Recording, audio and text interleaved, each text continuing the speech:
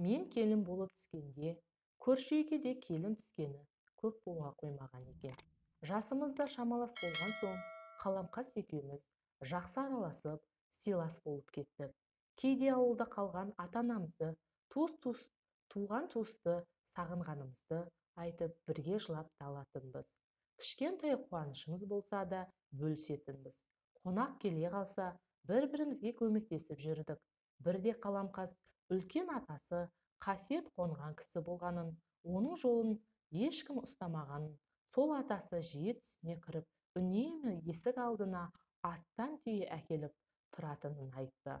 Ауылдағы емшіге айтқан екен, ол атаңның қасиеті саған қонғалы жүр, сен бата ал, егер бетін қайтарсаң, зияны тиюі мүмкін, депті.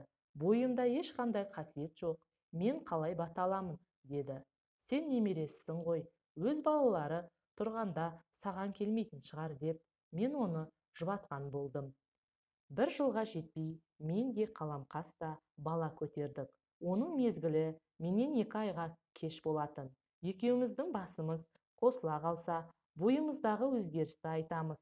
Қуанышымызда шек жоқ. Ана болудың қандай керемет сезім екенін сонда ғана білдік қой. Ай күнім жетіп, мен қыз босандым. Қызым қырқынан шықпаған соң, мен үйден ұзап шықпаймын. Сондықтан қолы босаған кезде қаламқас маған келіп тұрды. Бір күні жүзінің жабырқау екенін байқадым. Не болғанын сұрап едім. Түн болса іштегі балам кеудемді тырмалап бір дауыс шығаратын секілді. Таң ағарғанша ұйқы бермейді, деді. Мен оған не де айтарымды білмей, емшіге көрінсейші деп кеңес бердім. Бір күні қаламқас босанғалы жатыр деп енемді шақырып кетті. Бірақ оның босанатын уақыты жеткен жоқ еді. Шала туған ғой деп, мезгілінен ерте босанғанын жамандыққа жормадым. Бірақ бір күдік іштей мазалады. Не жағдай болғанын білмей дебіргем қашты. Кеш болды. Түс ауа кеткен енем де келмей қойды.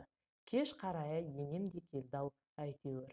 Бас салып сұрауға қымсындым. Өзі де ештеңе дей қоймады. Кешкі астан кейін шай ішіп отырғанда әңгімені өзім бастадым. Қаламқас ұл тапты ма, қыз ба деп сұрадым. Енем әр кездегідей сабырлы мінезбен сәл үнсіз отырды да, айтарға тілім бармайды, деді. Шыдай алмай, тыныштық па деп сұрадым. Құдай басқа бермесін. Аяқ қолының тырнақтары сояудай, түрі адам деп айтуға келмейтін бірдеңе өлі туылды, деді. Содан кейін қаламқас біраз уақытқа дейін үйінен шықпай қойды. Бір күні енемнен қызымды алып қаламқасқа барып келейін деп сұрандым. Енем, өзің барып көңілін аулап қайт. Сенің балаңды көрсе, көңілі бұзылар, деді. Енемнің ақылын тыңдап, өзім бардым. Қаламқас мені құшақтап ұзақ жылады. Оған қосылып, мен де жыладым. Әлден уақытта жылағаннан тоқтатып, қызым жайлы сұрады. Қылықтарын айтып едім, ол да мәз болып көңілденді. Қайтарда мен баладан шыға алмаймын, сен келіп тұрсайшы, дедім. Ертесіне ол үйге келді. Содан кейін жиі келіп, қызымды ойнатып кетіп жүрді. Көп ұзамай қаламқас қуанышты хабармен келді. Тағы аяғы ауыр екен. Бала көтеру ана үшін қандай қуаныш екенін тек қана ана түсінеді алады. Қаламқас үшін қатты қуандым. Алладан аман-есен аяқ қолын бауырына алып, сәбиін бауырына басса екен деп тіледім. Ай күні жеткенде қаламқас қыз тапты. Ауыл болып шілдехана тойын өткіздік. Қаламқастың қызы әлі қырқынан шықпаған соң мен барып тұрдым. Өзімше білгенімді үйреттім. Бір күні қаламқас бала қанша айлығында сықылықтап күледі деп сұрады. Ойымда ештеңке жоқ, 3-4 айда шығар дедім. Ал менің қызым қырқынан шықпаса да сықылықтап күледі. Сонда қалай болғаны дедім.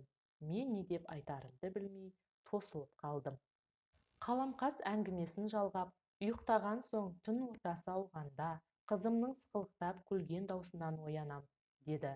Дауысты түсінде еститін шығарсын деп жұбаттым. Өзім де солай шығар деп ойладым. Арада 4-5 ай өткенде қаламқас көтеріліп ауырады екен деген сөз шықты. Бірақ мен ол әңгімеге сене қойған жоқ едім. Өйткені қаламқасты күнара көрем. Бойынан ондай өзгеріс байқаған емеспін. Бір күні енемді сол үйге шақырды. Келген соң енем кейінгі уақытта қаламқастың бойынан ештеңе байқамадың ба деп сұрады. Жоқ, неге сұрадыңыз дедім. Енемнің айтуынша, түнде ұйықтаған кезде қызы бесіктен босанып келіп қаламқасты буындыратын көрінеді.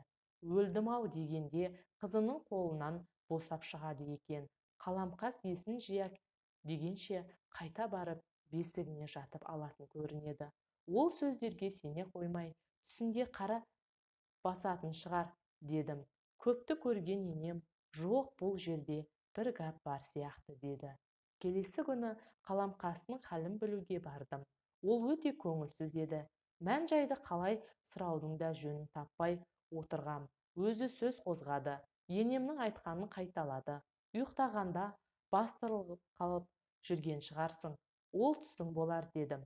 Жоқ, оянып көзімді ашқанда қызымның маған қарап, сықылықтап күліп, бесігіне барып қайта жатқанын анық көрем деді. Мен не айтарымды білмей, екеуміздің құшақтап жылауға шамамыз жетті. Көп ұзамай қаламқас қайтыс болды деген суық хабарды естігенде есімнен тана жаздадым. Кейін білдік, бесіктің қолбауына буыны бөліпті. Қаламқастың өлімін әркім әр саққа жүгіртті. Күйеуі буындырып өлтіріпті деген де сөз шықты. Өйткені ешкімде бесіктегі қызы буындырып өлтіріпті дегенге сенген жоқ. Қаламқастың қызы туралы айтқанын білсем де, мен де ол кезде сене алмаған едім, деп апа әңгімесін аяқтады.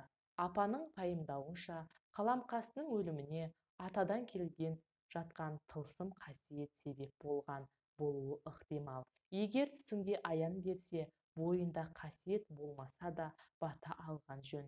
Бата алған соң атаның қасиеті ақырын-ақырын бойға дариды екен. Кім білсін, бәлкім бұл сөзде де шындық бар шығар.